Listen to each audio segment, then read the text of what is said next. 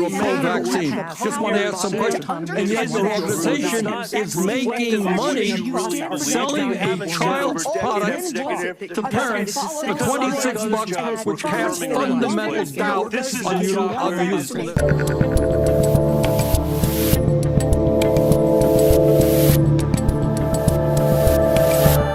All right, guys, it is January 30th, 2025. I'm Dave Rubin. This is the Rubin Report. As we are one to do, we are live streaming on Rumble, on YouTube, and on Locals. We got a community Q&A coming up for you on the second half of today's show, rubinreport.locals.com, if you want to get a question in. And we're going to just get caught up on the last 24 hours worth of news. Obviously, there was this horrific helicopter, Blackhawk helicopter, commercial airline collision at DCA Airport in DC. So we'll talk a little bit about that on the second half.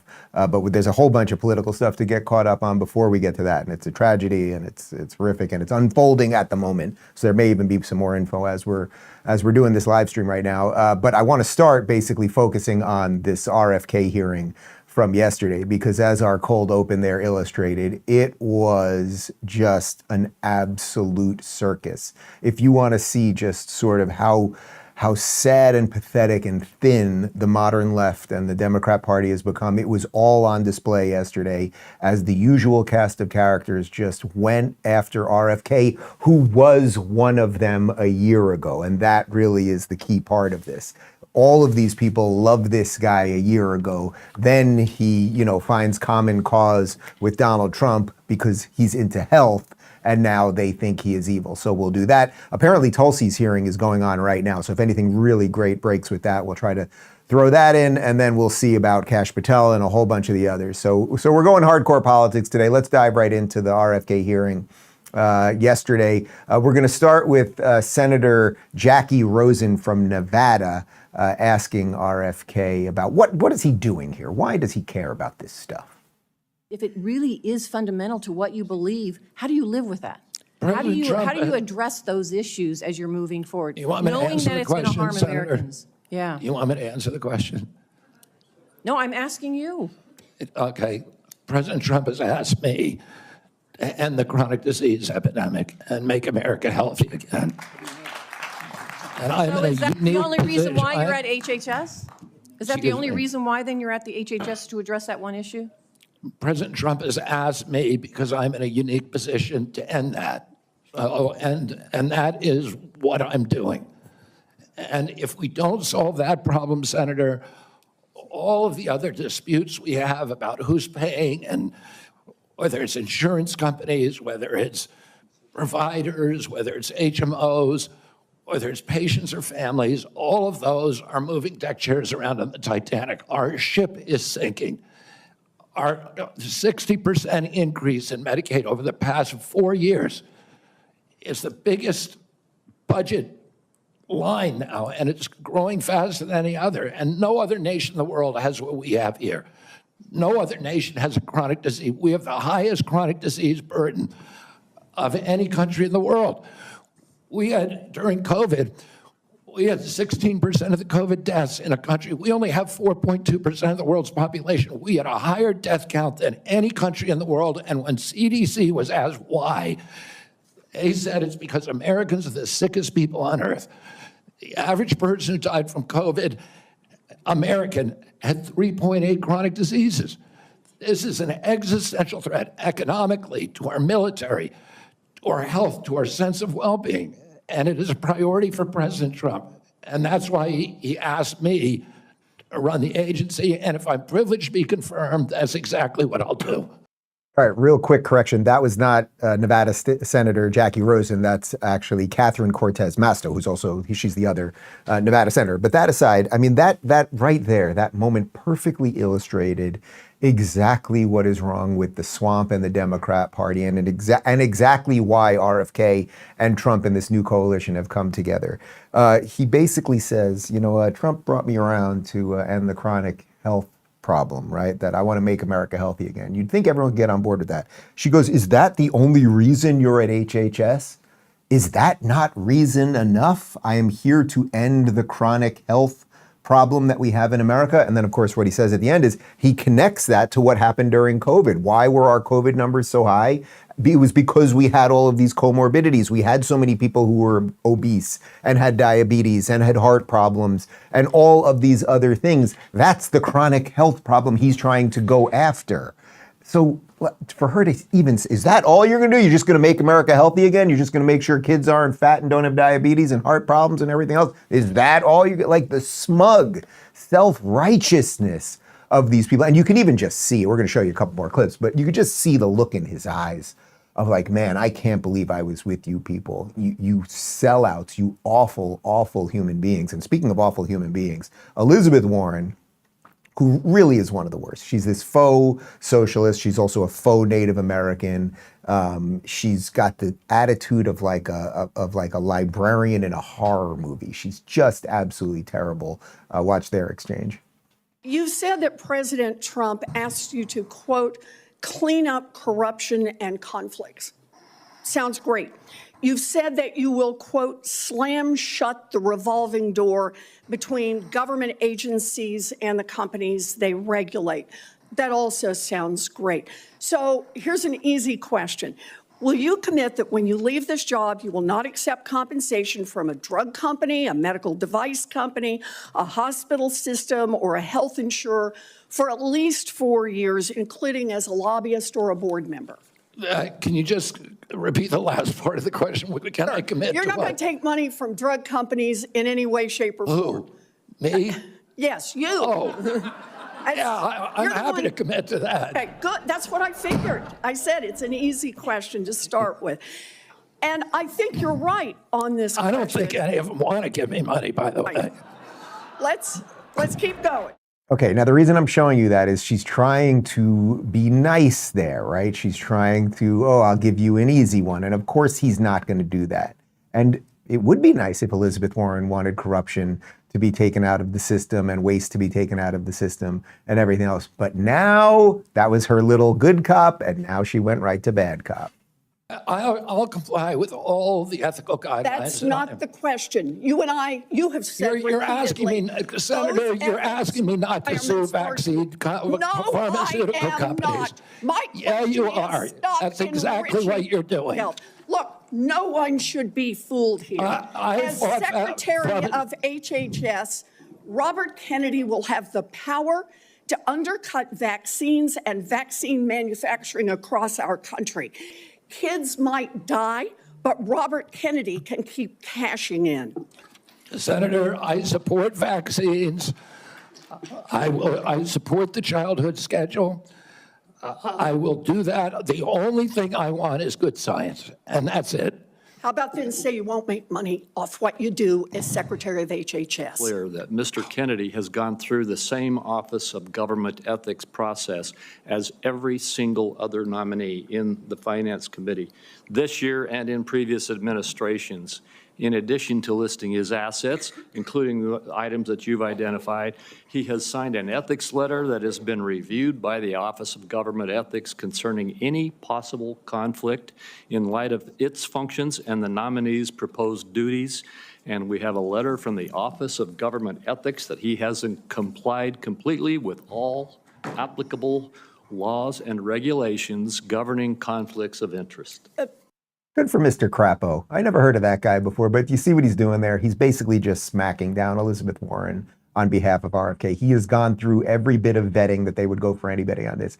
The idea, it's just so thin and stupid. The idea that Bobby Kennedy at this point, at however old he is, 75 years old, he's like, yeah, I'm faking this whole health thing. I really just want to cash in at the end of this. When I'm almost 80, I'll cash in and make some money from drug companies. Like, it's just so dumb. But that's not the most disgusting part. It's also, she always does this thing, and this is what Bernie does, all the progressives always do. Everyone else is doing things for money, right? Now, Elizabeth Warren, while she pushes her socialist BS, she's worth about $60 million. How'd she figure that out? I wonder if she's doing some of that Nancy Pelosi kind of stock trading. But okay, let's put that aside for a moment. She's very concerned about the vaccines for kids, right? Kids might die.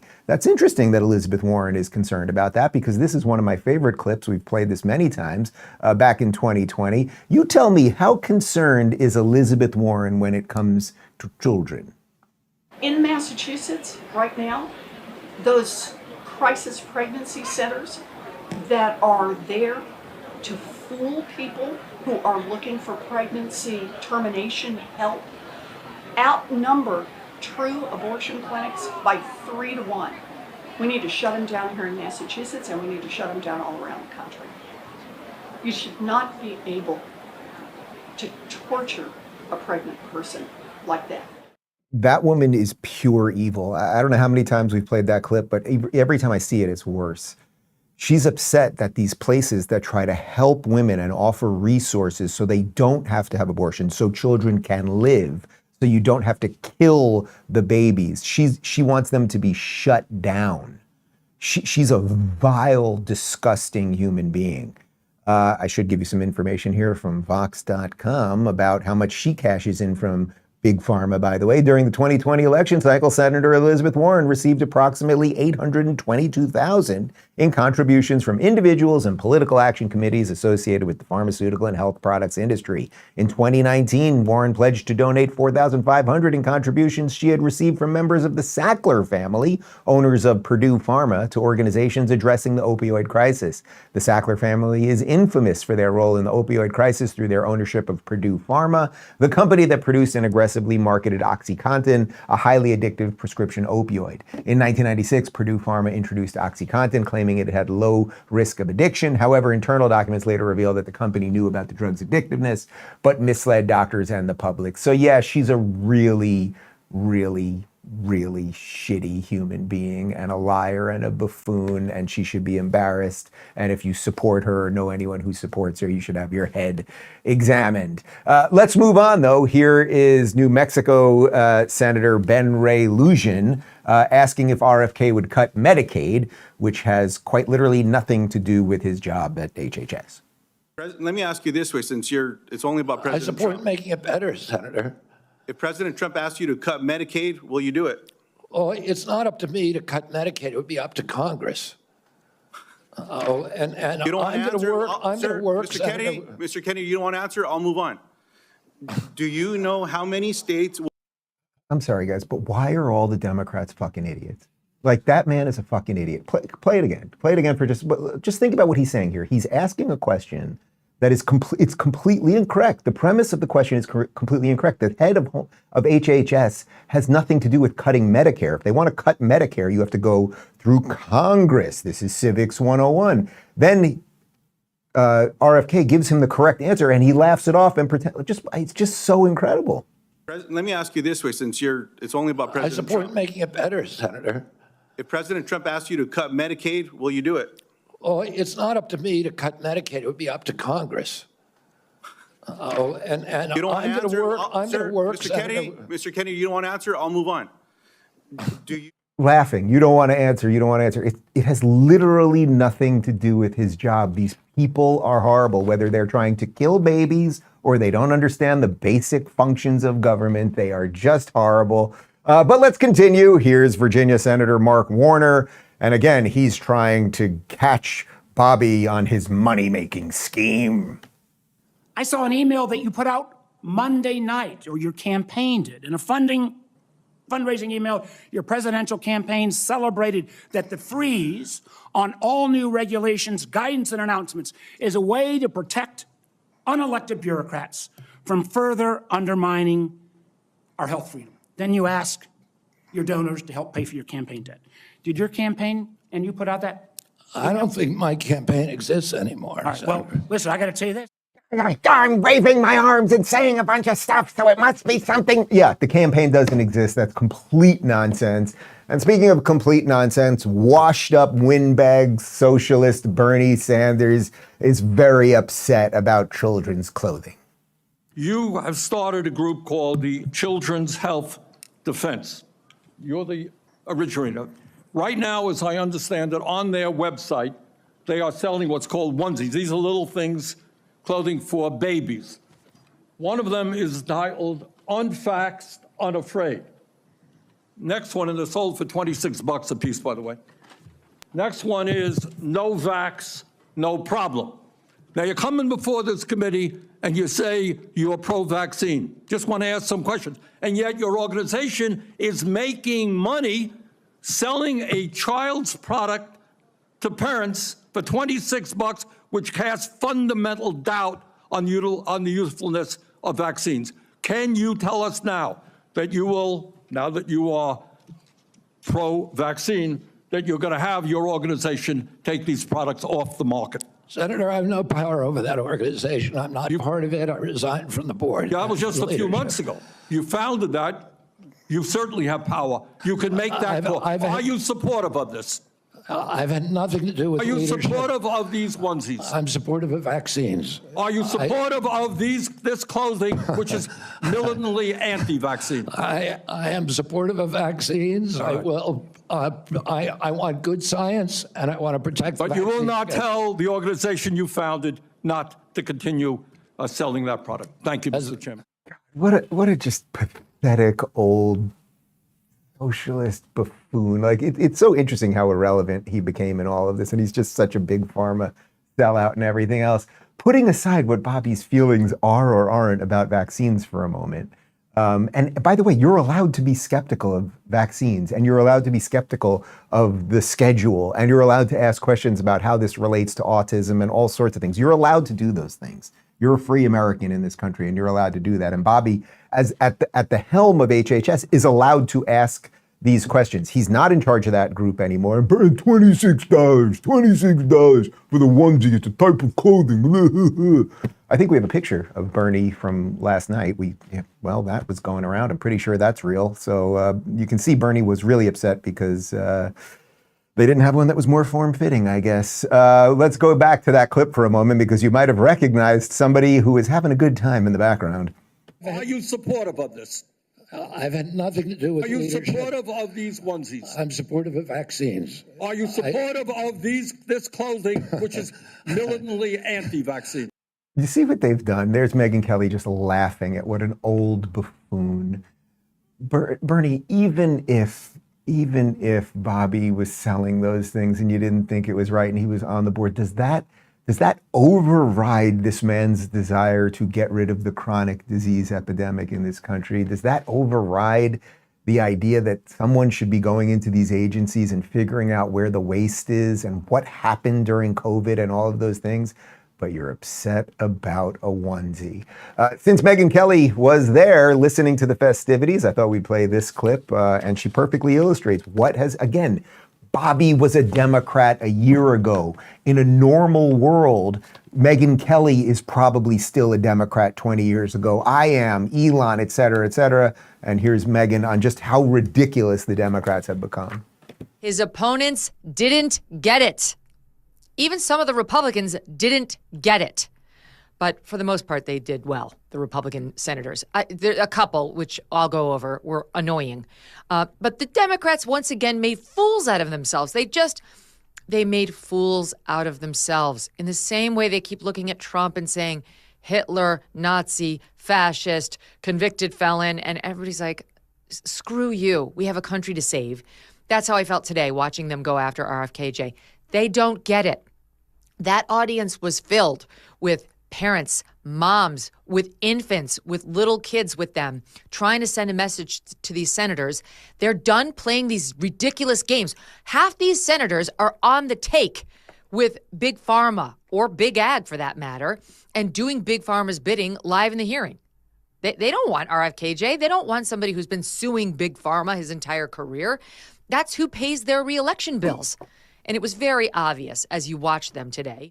Yeah, it was all damn obvious. And it's just such a shame. It's a shame. I'm not a Democrat. I want that party to be destroyed at this point, and they are destroying themselves. And they clearly, I see no way out for them right now, because all of the good people basically have become Republicans.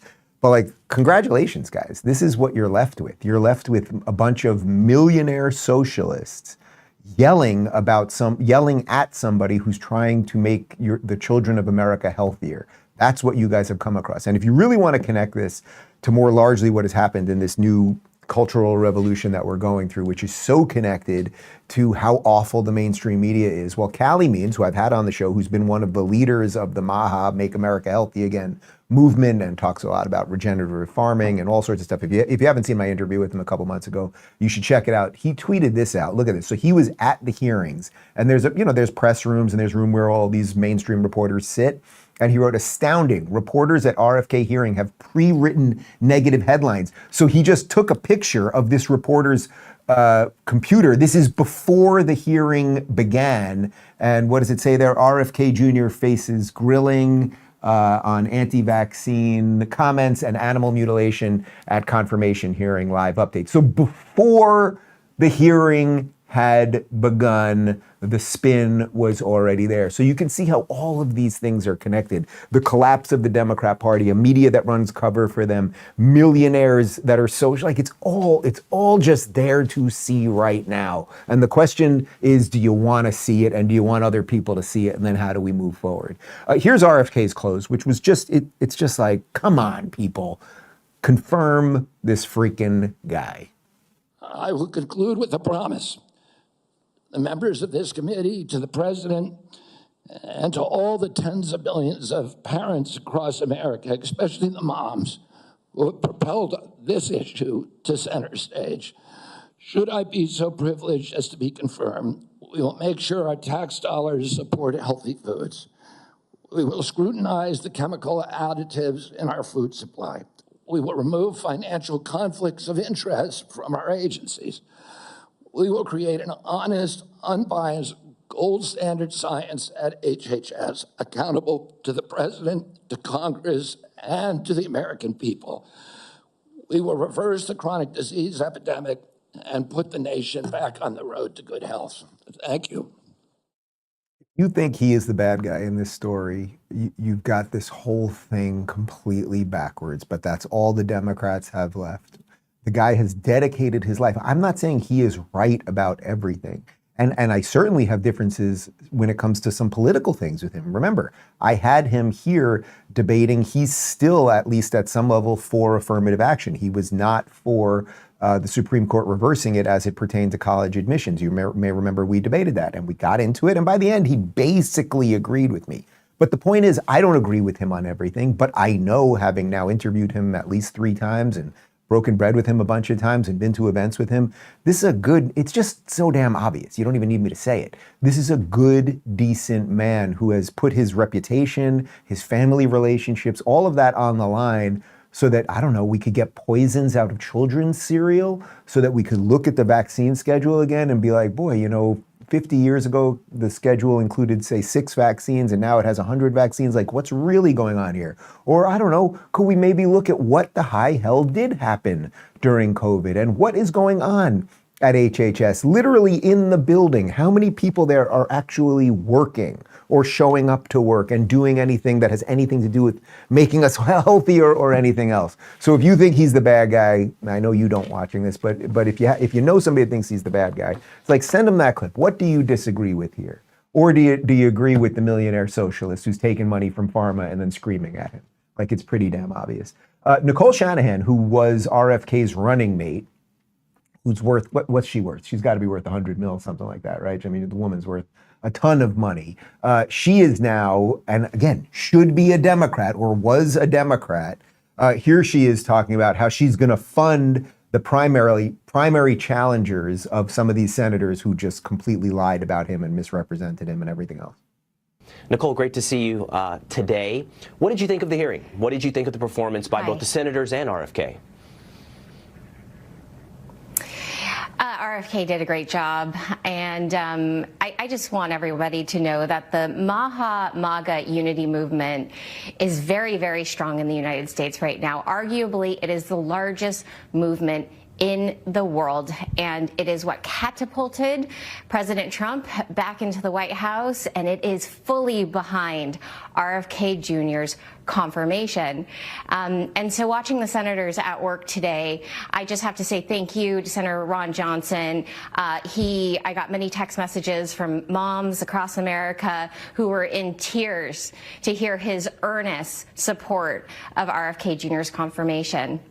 And I do also want to make it clear that, yes, we are watching every one of these votes, every senator's actions, every word that came out of their mouths, and there are hundreds of thousands that are mobilized to take action during primary season. Well, first off, Nicole, I owe you an apology. I said you're worth about 100 mil. She's worth a cool bill. Yeah, that's with the B. She's worth a bill. She was married to the founder of Google way back when they're since divorced. But the point there is you're taking this is just someone that was a moderate a couple years ago. And now she's like, yeah, I'm going to take my cash and I'm going to go after every one of you freaking people who just unfairly went after Bobby because all he, once again, is trying to do is make sure that our kids aren't all fat fucks. That's it, guys. That is it. I want to read you this tweet by J.D. Vance from yesterday. I thought this was absolutely on point and it captures it all perfectly. He wrote, in their own way, both Tulsi Gabbard and RFK Jr. represent parts of the new coalition in our party.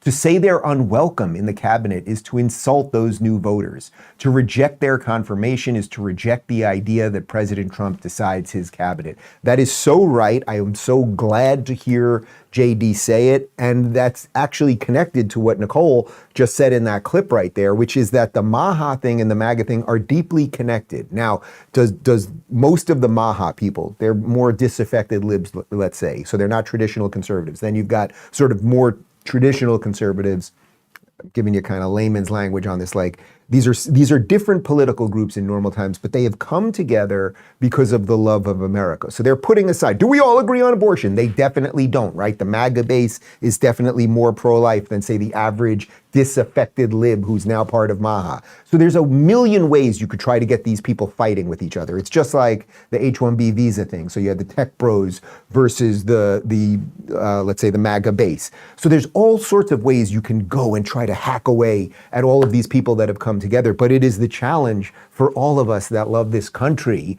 and that see this incredible wide tent to make sure they don't do it. The enemy here, if there's an enemy, the enemy are those senators.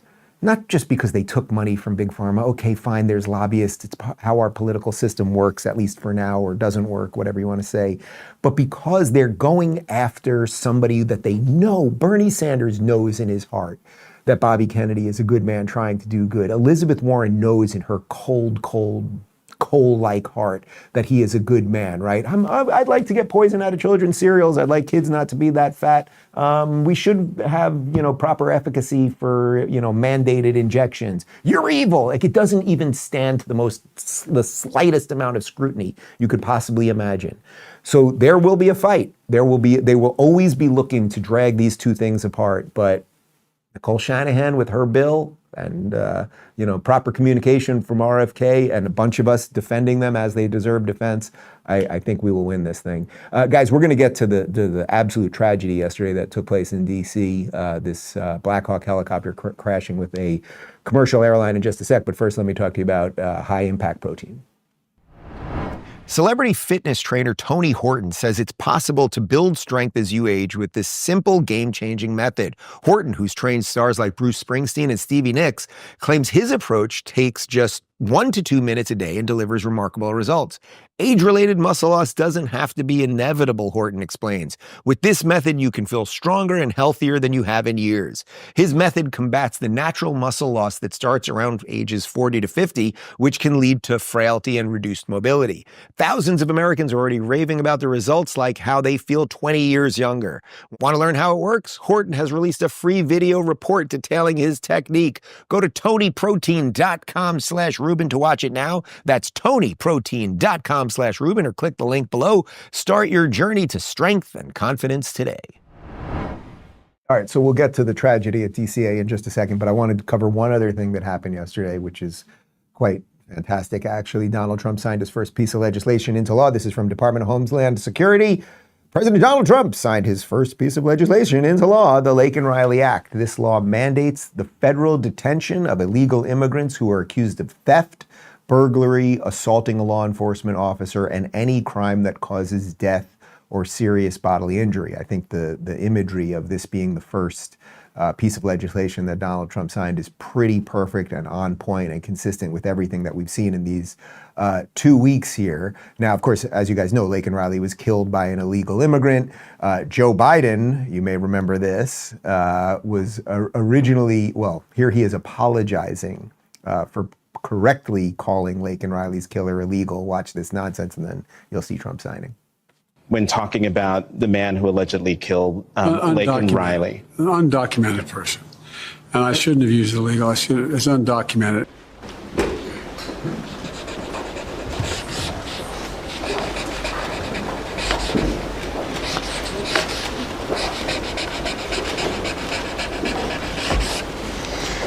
Okay.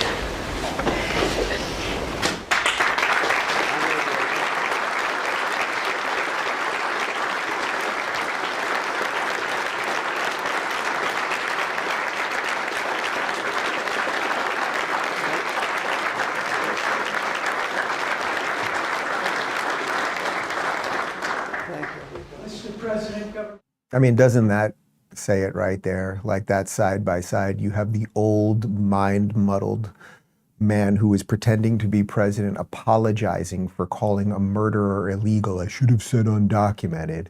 And then you have the new functioning president of the United States signing a law in her name. If you kill or you hurt an American and you're an illegal, you're going to be in a lot of trouble. All this is doing, again, is just restoring sanity. And speaking of sanity, there is one sane Democrat, hot damn, yeah, it's John Fetterman.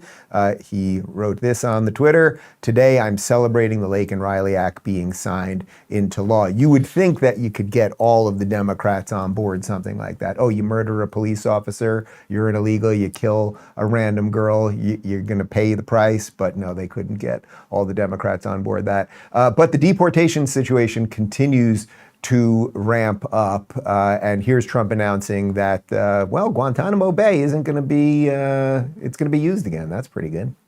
Today, I'm also signing an executive order to instruct the Departments of Defense and Homeland Security to begin preparing the 30,000-person migrant facility at Guantanamo Bay. Most people don't even know about it.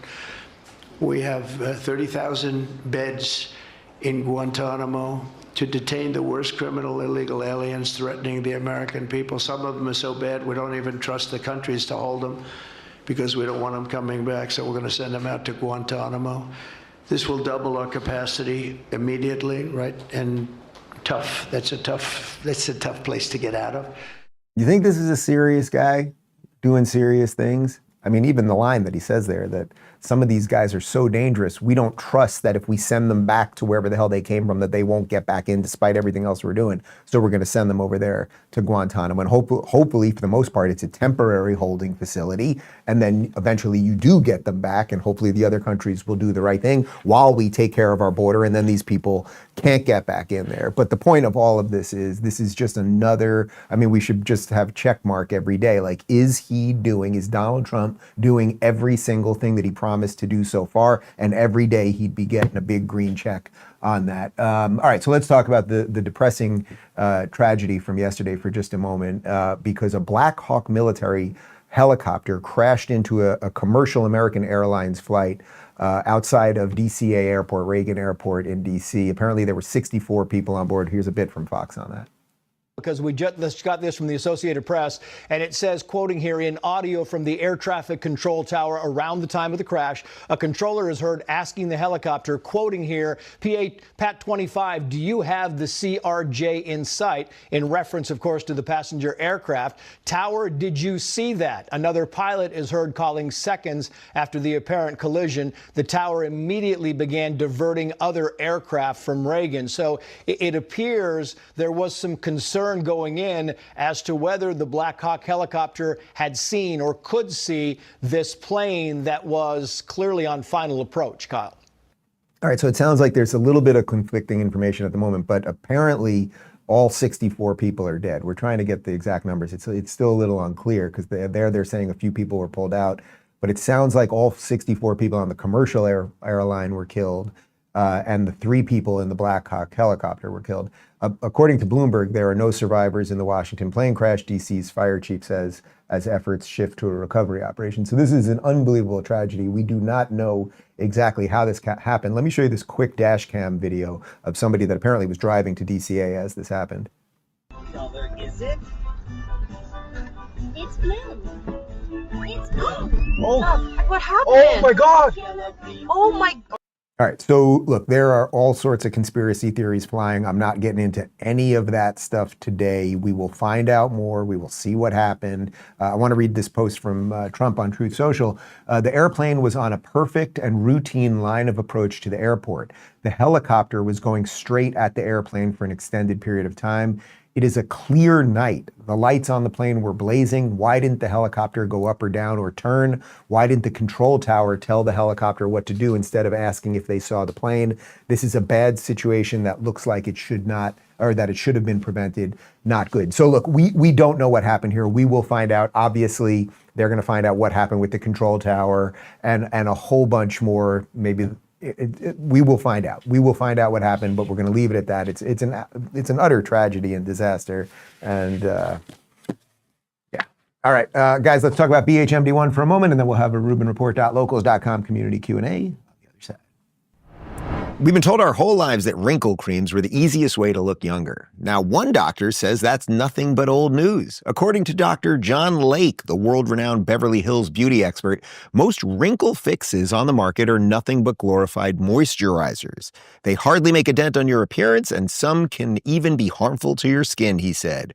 Recently, Dr. Lake has focused his attention away from mainstream cosmetic practices. Why? So he can pursue a revolutionary anti-aging breakthrough, one that some experts say could empty the wallets of the cosmetic industry.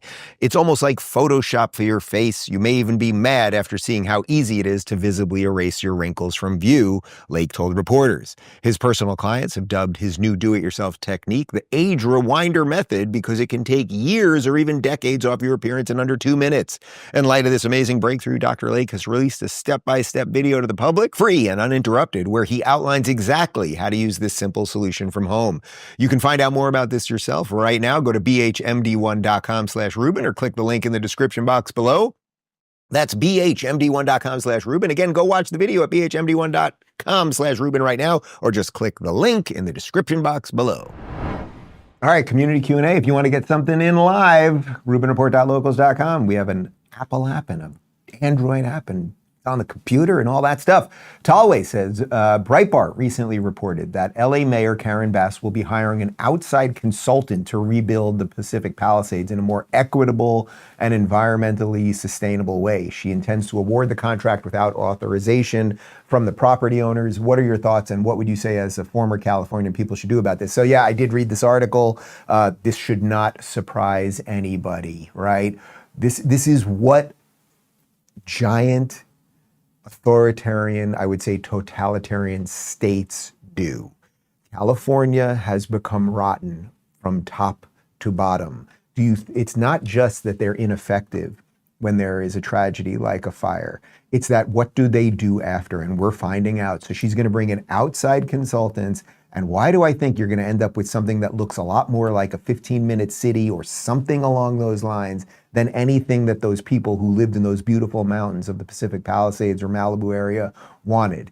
They are not turning to the people because they don't believe the people are the problem in their system. They're always trying to build a perfect system, right? An equitable future. Yeah, I'm sorry. Like, if you live in California at this point, there still is just no evidence that it is turning around at any level whatsoever. And Florida's closing as of tomorrow, so don't come here. You can't come here. Elizabeth says, has Clyde fought any more iguanas or peacocks? Or do all the area fauna know it's his territory? I think we have a couple updated pictures of Clyde. We haven't shown Clyde lately.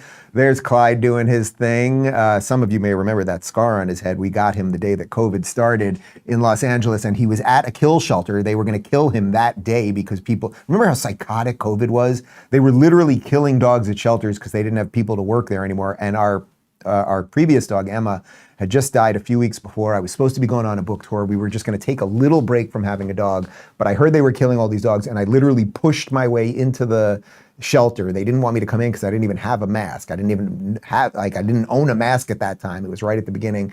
of COVID, and I grabbed him, and he had a huge gash on his forehead, which then we got him some surgery for.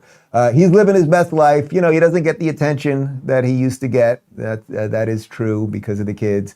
But he's living a good life. He's still out there chasing squirrels and iguanas.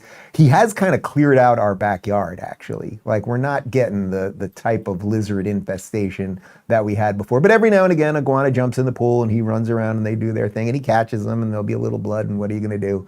But, you know, overall, it's a pretty good life. It's a pretty good life over here.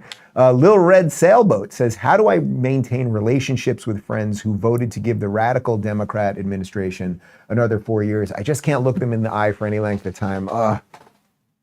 You know, I get all sorts of versions of this question, and look, it's tough. You don't want everything to be about politics, and you don't want everything to come down to a political conversation, right? And that was one of the dangers of what happened when the left went so bananas and the culture got so crazy where everything became political, right? Because they were injecting gender nonsense and race nonsense and hatred of America, and they went into the education system and they did all these things. The fruits of that were that people started hating each other over politics, right? Like, they did something so insidious and nefarious, and then it ended up at all of our kitchen tables. Then you throw COVID on it and how people felt about vaxes or masks or mandates or whatever. And we've been living through this 10-year toxic stew that has led us to a situation like you're talking about. And I don't know what the answer is. Like, I don't have that many friends at this point that are Democrats anymore. I'm sure I have some and family members and things like that. I largely, and this is maybe a little unique to me because of what I do for a living. Wherever I go, I go to the airport or I go to the store, people want to talk about politics with me all the time, right? And I love all this stuff, and I'm happy to do it. But also in my private life, I want to talk about other things, and I want to not think about politics all the time. And it's why I do August Off the Grid, or I try not to tweet on the weekends and all of that kind of stuff. But because everything has become so political, it's made it very, very hard. Like, you're sitting you go out to dinner with your friends, and then they're like, you see what Donald Trump did with this and that and the other thing? And you're like, man, you still don't get it. You still don't get it. And I would say this, the best thing you can say in a situation like this is you have to tell your friends what you think.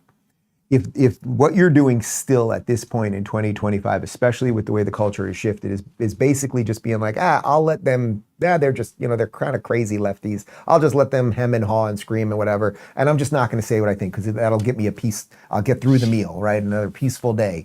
It's like over time that doesn't work, right? Like, do you want friends around you, people around you who know what you think and maybe agree or don't agree, but can respect you for your beliefs? Or do you want to just be around a bunch of people that don't really know what you think and you never really tell them what you think? I think the purpose of growing up is so that you would have more relationships that would be a little 50-50. So I know it's tough, and sometimes you're not in a friendship for endless abuse. Let's put it that way, right? You want something that's 50-50. Tryon Daly says, Dave, I'm always curious how far in advance you book your guests. They are all usually so timely and relevant to the moment. Who was your most challenging guest in directing the interview? Well, in terms of timing, we used to do more live interviews, meaning live streamed interviews years and years ago. And there were a couple reasons for that. In general, I like the energy of just a live interview. Like, I'm doing this live right now. I'm not interviewing anyone, but I know if we were pre-taping this, it's always a different energy when we pre-tape. I just like something about being live. It just adds 5% of the pressure or something. And I like that. We don't do them as often anymore because the YouTube algorithm also changed around. So they put a little less emphasis on live stuff. Plus, we do this live show every day. My schedule has gotten a lot more difficult, so it's harder to do all these things live. But I would say it's a little bit of happenstance. We have a long list of people that we're always trying to get on the show and who we want to talk to. And I guess we've somehow figured out a way to know what's going on culturally and be relevant in all that. And sometimes it's just sometimes it just happens. When I had Brett Weinstein on years ago, before the Evergreen thing, I was kind of having him on because I had Eric Weinstein on and he was his brother, and he told me there's this thing happening up in Evergreen College, and I had never even heard of Evergreen. But I was like, there is something here, and I see the connection between this and all of the woke stuff that I'm talking about. We put him on. It was the first interview he ever did, and now Brett's become a hugely influential part of MAHA and what's going on in the country. So sometimes they're born right in this room. Sometimes it's like the timing's just right and everything else. My most difficult interview, there's one, we don't edit for content. We never edit for content. So meaning if I sit down with someone for an hour, we air it as is. I always tell people before we start the interview, I'm not trying to get you. So if you say something, if you just start speaking and you say something that you completely said backwards, we can discuss it after. I don't think that's ever happened once. The only time we really ever edit, we'll edit if someone's coughing or something like that or whatever. We've had people, I did an interview with Glenn Beck years ago where he completely lost his train of thought in the middle of it, and it was just fun, and we just kind of let it be. The only time we ever edited for content, I'm not gonna say the name of the guest, but I sat down with someone, it was very early in the morning, and this male or female person took a big hit of weed and started drinking moonshine out of a mug.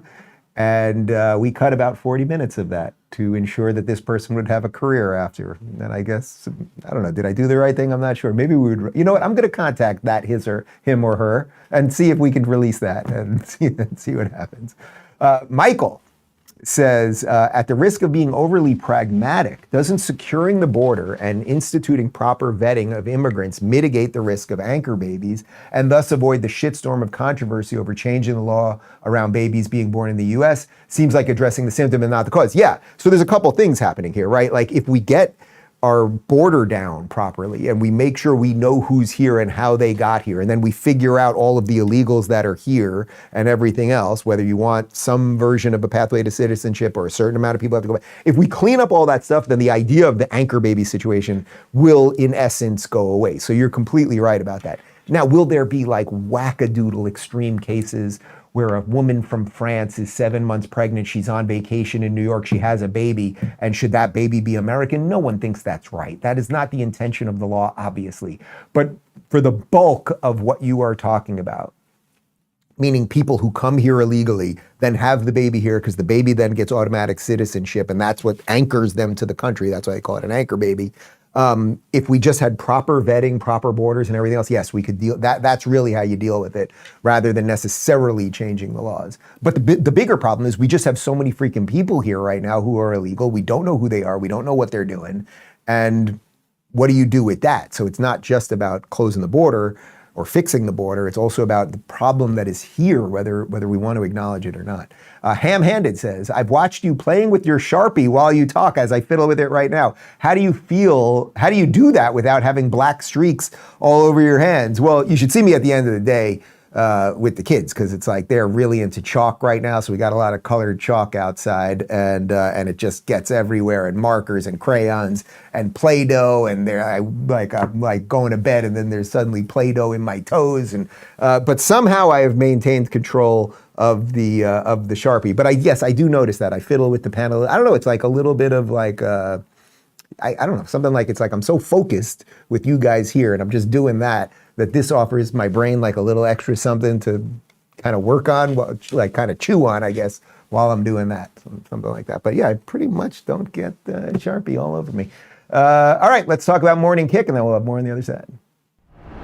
Have you ever wondered what happened to the legendary Chuck Norris? I recently saw a video he made, and I was shocked that even in his 80s, he's still kicking butt, working out, and staying active. What's even more surprising, Chuck says he feels stronger, works out longer, and still has plenty of energy left for his grandkids. He credits it all to one simple change he made during his routine. In fact, he says he feels like he's in his 50s again, and it's not just him. His wife tried it too, and she says she feels about 10 years younger. Her body is leaner, and she has energy that lasts all day long. Chuck made a special video to share exactly what he's doing, and you need to go see it. Go to chuckdefense.com/Rubin or click the link below this video to watch. It'll change the way you think about your health. The legendary Chuck Norris is 84 years old, but he has more energy than most people half his age. He reveals how he transformed his health by focusing on just 3 things that sabotage our bodies as we age. Don't miss out. Visit chuckdefense.com/Rubin or click the link in the description box below to watch the video now. You won't believe how simple it is. Colorado says, would it be possible for President Trump to issue an executive order to Congress to have single issue bills? It'd be nice to finally get things done with no waste attached. So I thought I knew the answer to this, but we did do a little research on it right before, and I was right. No, the president doesn't have that authority, right? The president can't order an executive action to basically force Congress to write laws a certain way. He can't do that. That's what separation of powers is all about. Congress could pass some sort of legislation to force themselves to do that, or I guess they could just go ahead and do it. But this is what they never want to do, right? We get these insane omnibus bills where it's like, yes, we'll fund the border wall, but also we're going to, fund sex changes in Pakistan or something. So no, they are not allowed to do that. And Article 1, Section 5 of the U.S. Constitution states that each house may determine the rules of its proceedings, meaning that Congress sets its own rules for how bills are written and debated. So yes, if you want that to pass, and by the way, so Trump, if you're Trump right now, the best way you could push this forward, it's not by signing an executive action. It's just by talking about it, right? That's what the Trump effect is. He just floats out ideas and then they kind of become real. Even in the last couple of days, he's basically been saying that, the people of Gaza should be living in Egypt and Jordan, right? And that is right, actually. Gaza was part of Egypt before 1967. Jordan is ruled by the Hashemite king over a majority Palestinian citizenship. They already have a country. It's called Jordan. It's just run by a guy that's not Palestinian who discriminates against them. But the point is, nobody was really saying that. Trump started saying it in the last couple of days, and it's starting to bubble up again. So if Trump just started getting out there and saying, listen, I'm sick of signing bills where you idiots, hand me a thing of paper that looks like this that nobody's read and nobody knows what's in there, and we know that it's a whole bunch of nonsense. How about you give me one bill for one issue and we do that? And then it might encourage some of the congressmen, some of the senators to be a little more brave and do the right thing. So that would be the best way to go about it. Dr. Winery Guy says, Dave at the press conference would be awesome. Will you wear a journalist hat? Can we get me one of those hats with like a little card in it? And I'll look like an old journalist like that, and yeah, something like that. So look, we applied for the press credentials. Obviously, I don't live in DC. This is not something I'm that interested in doing every day. But if we can get up there once a month, once every 2 months, just for a day, and I can get in there, maybe ask a question, interview some of the people involved, blah, blah, blah. So yeah, stay tuned for that. And maybe I will get one of those hats. Crafty Cat says, what is your favorite type of breakfast egg? For example, poached, hard-boiled, scrambled, sunny side up, over easy. I like over medium. And by over medium, the one you didn't mention, it's basically sunny side up. So when I make an egg, I made eggs this morning. I got a beautiful hex-clad pan, little butter on there, cracked 2 eggs, sunny side up. But at the last second, I put the glass lid on there, and you're just gonna get a little bit of cook right over the top, so that the yolk is not just dripping all over the place, but you're gonna get a nice kind of thickish yolk. Put that on a little toast, and you are good to go. I do make the kids like scrambled eggs, so I do a little scrambled eggs with some cheese for them. Loves to Laugh says, hey Dave, can you please give us an update on the Rumble company? Many of us have stock shares and would like to know what's going on. I'm not privy actually to a lot of the behind the scenes things that are going on at Rumble anymore. Rumble has been an absolute bulwark against this censorship nonsense. And, Rumble's doing some incredible things. Everyone thinks Rumble is just a YouTube competitor, but what Rumble really is now rolling out is Rumble Cloud. Amazon AWS, Amazon Web Services, that's the thing that the internet runs on, right? When back, 4 years ago, when they took out Parler, it was because Amazon AWS was just basically able to swipe and blow up their servers overnight. And that's the problem, when Amazon has just so much control over the internet as we know it. So Rumble is rolling out cloud right now, which exists already. And now you can be online and you're not just going to have Amazon swipe and knock you out. There's a whole bunch of other things that they're working on. But again, I'm not that involved in that side of it anymore. But I'm very proud that this all worked out with Locals and Rumble and being around. We shot some of our shows in DC a couple weeks ago at Rumble, so they've got studios now. The team is just fantastic. Chris Pavlovsky is just an unbelievable executive, but he's a good person. And I can tell you, the best thing I can tell you about anyone that I've ever been in business with is that when somebody that you're in business with just never lies to you, just never bullshits you, just says, this is the plan, this is what we're going to do. It doesn't mean you're going to accomplish all of those things, but like, here's the roadmap for what we're going to do. And it's not bullshitting you along the way. That's the best thing. And I can absolutely say that about Chris. So I think Rumble has a really bright future. Rocky Mountain Kid says, any updates on your tequila? I checked this morning and the tequila has just crossed the border. We will have, I think we can be for sale probably next week. Can I say next week? We also found out what we're going to be in a couple Miami stores. We're starting this thing local and small. Like I want it to just be soft and easy as it enters the market. But as I've said before, guys, we have a beautiful, delicious, exquisite, fragrant tequila that really is like nothing you've ever tasted before. And it's made the right way, and you're not going to get a hangover. Well, I guess I can't guarantee you're not going to get a hangover, but you're most likely not going to get a hangover. It's made, there's ways that they can make alcohol so that they are less hangover inducing for sure. This thing it's really, really beautiful. We're also working on, I think we're going to launch probably in one restaurant that I love in Miami to start, maybe one hotel. We're figuring out a few little things, but I kind of want it to be kind of niche and small to start. Obviously, you'll be able to get it online. So wherever you are in the United States, you'll be able to get it. And hopefully by next week, it's all happening. Sverd Olivia says, if we need to keep federal taxes, then we need a flat tax. The only deduction would be what the federal government determines the police is, then a 10 to 15% tax. Your Social Security deduction should go into an account that you choose but cannot access till your retirement age. Thoughts? In Don't Burn This Book, I wrote about a flat tax. I am completely for a flat tax. We can figure out what the number is, right? So some people want it to be 12%, some people want it to be 15%. Well, I should mention, Trump floated the idea of getting rid of income tax altogether, right? And basically doing a consumption tax. So you would really only be taxed on your purchases, the amount of money that you put back into the system. That's an interesting idea, but let's put that aside for a moment. Assuming they're not going to fully go that way, what would be the best way? What are these dingbats on the left always say, oh, the rich don't pay their fair share? It's just complete nonsense. The rich pay like 90% of the taxes, right? The top 1% are paying virtually all of the taxes. There's never a fair share enough, right? It's what they mean is we just want more of their money to do our nonsensical pet projects.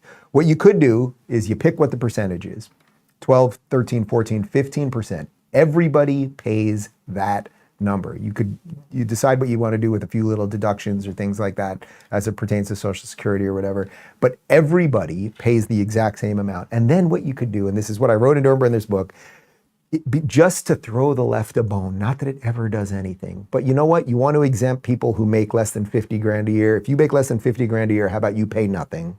And if you make over, 2, 3, 4 mil a year, we'll tick you up. If it's at 12%, we'll tick you up to 15%. So you throw them some sort of bone, right? You're helping the poorest and you're punishing the richest a little bit more. I don't think it's morally or ethically or even philosophically or economically correct, but I think you could do basically that.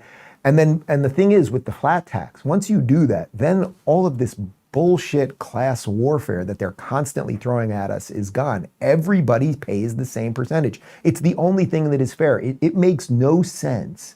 I'm in the highest tax bracket. The government takes, I think, the federal government takes 37% of my money.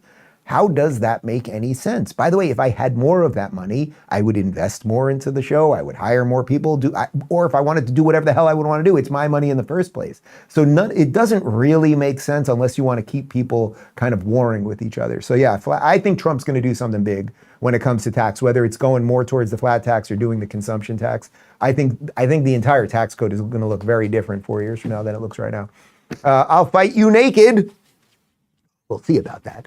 Says, if simulation theory is true and some people are actually NPCs, do you think 1 in 5 people is a good estimate of how many people are real? So of course, NPCs, non-playable characters, you guys know I love this meme, this idea that in video games there are, you're the main character, right? But you're meeting all of these NPCs, these non-playable characters. This is the guy at the store who can only walk this way or talk this way, or the guy who can only shoot this thing like this. They are non-playable. They just have a robot brain.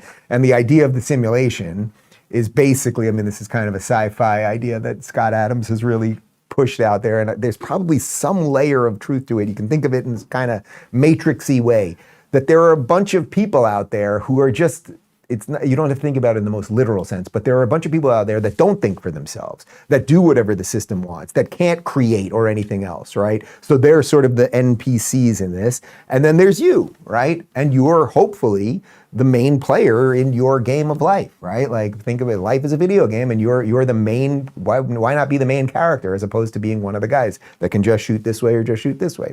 That's sort of the idea of the simulation, and it's definitely like a matrixy idea.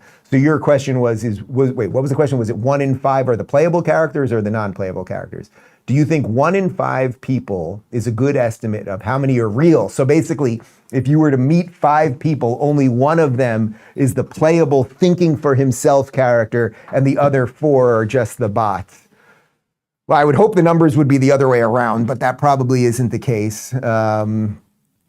But I will say this, more and more people are waking up. People are thinking for themselves again. They're bucking the trend. I think people are realizing that you should have a little skin in the game and get involved, and don't just listen to the system because the system tells you something, because most cases the system's probably not looking out for you.